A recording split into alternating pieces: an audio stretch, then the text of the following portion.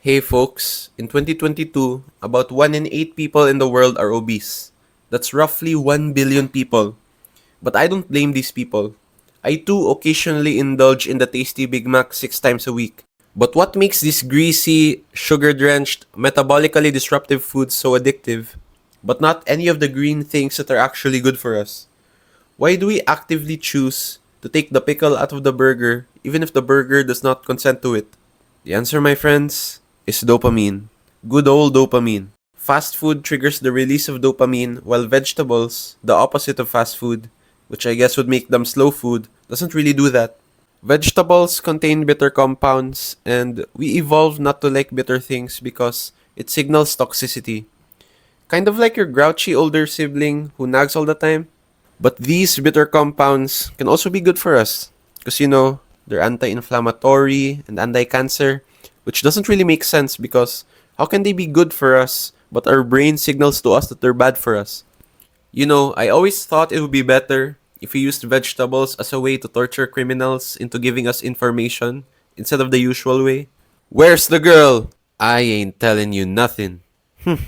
So that's how you're gonna play, huh? Alright. Bring out the broccoli, Jim. I actually like broccoli. What? Okay, fine. We'll go with kale then. Roger. No! Yes. Please don't do this. I'll tell you where the girl is. Tell us first why you kidnapped her. I did it for the greens. What? I thought you hate vegetables. Or at least kale. No, I mean money. Use clear language next time. Vegetables played such a significant role throughout history that one particular leafy green, lettuce, was worshipped in ancient Egypt.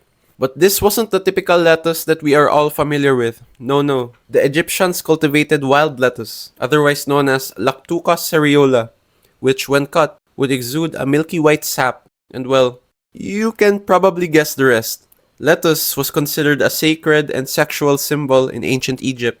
It was closely associated with the fertility god Min, a deity often depicted with an erect phallus and holding a head of lettuce. Lettuce was ritually offered to Min and often included in fertility rites. During festivals, worshippers would eat lettuce in hopes of boosting sexual potency and fertility.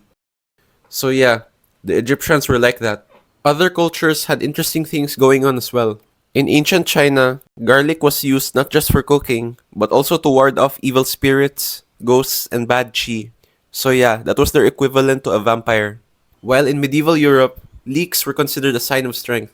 According to Welsh legend, during a battle between the Welsh and the Saxons, soldiers wore leeks in their helmets to identify themselves.